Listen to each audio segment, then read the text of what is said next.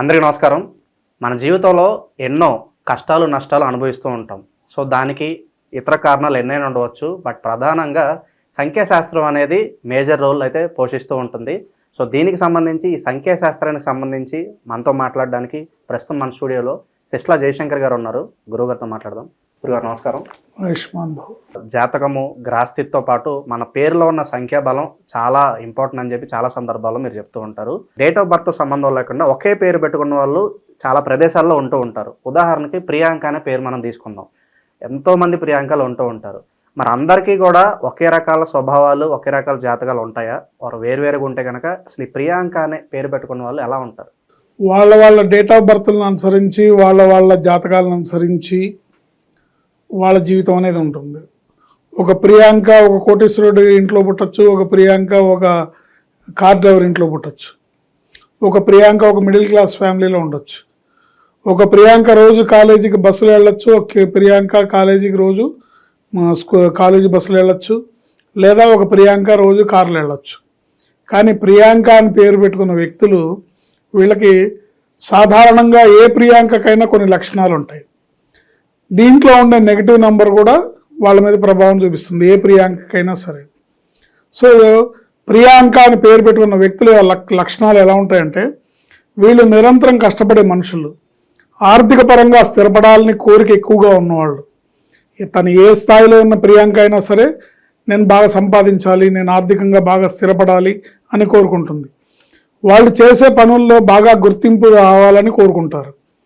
Identity నాకేం అక్కర్లేదు అనుకుంటూనే ఐడెంటిటీ కోసం పనిచేస్తారు. నా పని నేను చేస్తానబ్బా, నాకేం గుర్తింపు అక్కర్లేదని పైకి చెప్తారు, కానీ వాళ్ళు పనిచేసేదే గుర్తింపు కోసం పనిచేస్తారు. నేనేది కోరుకున్నా జరుగుతుంది, నా మాట నెగ్గుతుంది, భగవంతుడు ఖచ్చితంగా నాకు మేలు చేస్తాడు అనే తత్వం ఉన్నవాళ్ళు వర్క్ విషయంలో చాలా ఖచ్చితంగా ఉంటారు.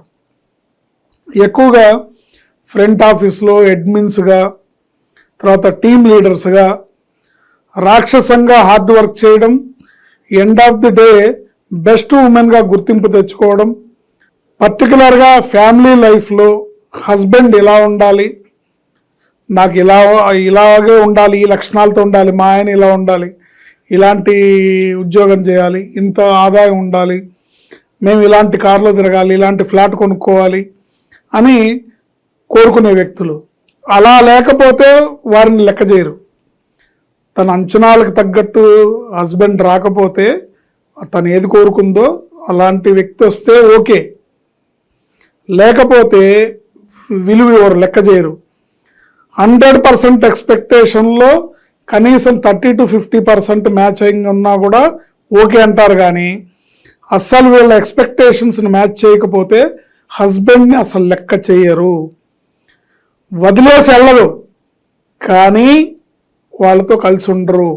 అంటే 2 రైలు పట్టాలు ఒక ఇంట్లో ప్రయాణిస్తున్నట్టుగా ఒక చోట ప్రయాణిస్తున్నట్టుగా పక్కనే ప్రయాణం చేస్తారు, కానీ కలవరు.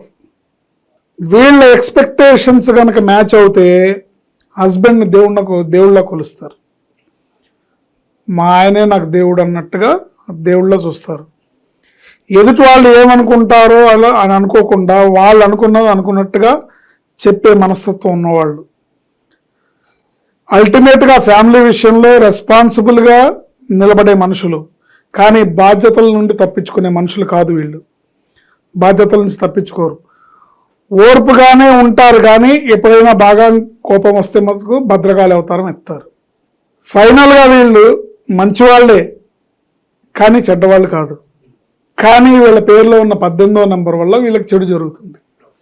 పేరులో 18వ నెంబర్ ఉంటే కుటుంబ కలహాలు ఉంటాయి. ఇప్పుడు నేను చెప్పాను కదా, ఇప్పుడు తను హస్బెండ్ ఇలా ఉండాలి, నా భవిష్యత్తు ఇలా ఉండాలి, నా ఫ్యామిలీ లైఫ్ ఇలా ఉండాలి అంటే పేరులో ఉన్న 18వ నెంబర్ ఖచ్చితంగా అలాంటి వాడు రాడు. అప్పుడేమవుతుంది, భర్తలు లెక్క చేయదు, చేయనప్పుడు ఏమవుతుంది, గొడవలేగా. అస్సలు నువ్వు నన్ను పట్టించుకోవట్లేదు అంటాడు కదా. సో ఈ పేరులో ఉన్న 18వ నెంబరు వీళ్ళ ఎక్స్పెక్టేషన్స్ని మీట్ అవ్వకుండా వీళ్ళు ఏది కోరుకుంటారో అందుకు వ్యతిరేకంగా జరిగేటట్టుగానే చూస్తుంది తప్ప అనుకూలంగా జరిగేటట్టుగా మటుకు ఏ ప్రియాంకకి జరగదు. ఇందులో ఎటువంటి డౌటే లేదు. పేరులో 18వ నంబర్ ఉండి బతికి బట్ట కట్టిన వాళ్ళు లేరు. బతికి బట్ట కట్టడం అంటే చనిపోతారని కాదు, హ్యాపీ లైఫ్ అనేది లేదు. గురుగారు ఈ రిలేషన్స్ పరంగా కొంచెం ప్రాబ్లమాటిక్ అనిపిస్తుంది. మరి ఆర్థికంగా ఎలా ఉంటుంది వెళ్తారు మనీ ఫ్లో పరంగా? 18వ నంబర్ పేరులో ఉంటే చేతిలో నీళ్లు పోస్తే చేతి వేళల్లోంచి నీళ్ళు ఎలా వెళ్ళిపోతాయి అలా వెళ్ళిపోతాయి. డబ్బులు ఎలా ఖర్చు అవుతాయంటే అలా విపరీతంగా ఖర్చు అవుతాయి. ఎంత ఎట్లా ఖర్చు అవుతాయో కూడా తెలియదు.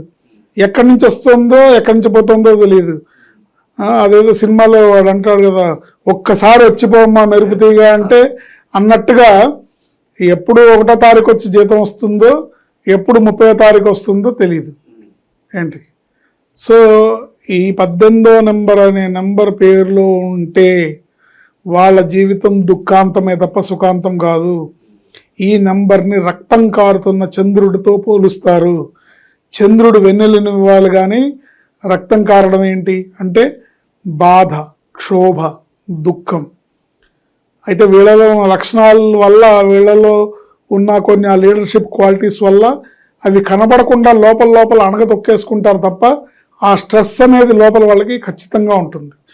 అందువల్ల పేరు కరెక్షన్ ద్వారా వీళ్ళు అద్భుతమైన జీవితాన్ని, ప్రాస్పరస్తో కూడుకున్న ప్రాస్పరస్తో అంటే అభివృద్ధి పదాన పయనించే జీవితాన్ని వీళ్ళు పొందుతారు అని చెప్పడంలో ఎటువంటి సందేహం లేదు. న్యూమరాలజీ నేమ్ కరెక్షనే అద్భుతమైన పరిష్కార మార్గం.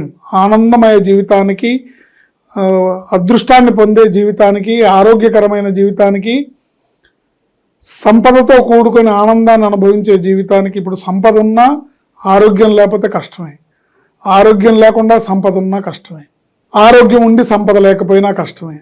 కనుక జీవితం మనిషి అనుభవించాలి, చక్కగా ఆనందంగా సంతోషంగా జీవితాన్ని గడపాలంటే అన్నీ ఉండాలి. అది ప్రియాంక అనే పేరులో ఉన్న 18వ నెంబర్ వల్ల అది సాధ్యపడే పని కాదు. పేరు కరెక్షన్ అనేది మస్ట్ అండ్ షుడ్గా చేయించుకొని తీరాల్సిందే. సో అది ఆడియన్స్ విన్నారు కదా, ఈ ప్రియాంక అని పేరు పెట్టుకున్న వాళ్ళకి ఎలాంటి స్వభావాలు ఉంటాయి, తరచుగా వీరు ఎలాంటి సమస్యలు ఫేస్ చేస్తారో కూడా గురువుగారు చెప్పడం జరిగింది. ఎవరన్నా ప్రియాంక అనే పేరు పెట్టుకున్న వాళ్ళు ఈ వీడియో చూసుకున్నట్లయితే కనుక అసలు మీరు ఇలాంటి సమస్యతో బాధపడుతున్నారా లేదా, నిజంగా మీరు రిలేట్ అయ్యారా లేదా, కింద మాకు తప్పకుండా కామెంట్ బాక్స్లో అయితే తెలియజేయండి. సో ఇన్ కేస్ ప్రతి నెంబర్లో కూడా, ప్రతి పేరులో కూడా ఒక నెగిటివ్ నెంబర్ అయితే ఉంటుంది. మీ డేట్ ఆఫ్ బర్త్కి తగ్గట్లుగా ఆ నెంబర్ అనేది కరెక్ట్గా మ్యాచ్ అవుతుందో లేదో చూసుకుని చిన్న నేమ్ కరెక్షన్తో అయితే సో రాబోయే సమస్యల నుంచి దూరంగా ఉండొచ్చు.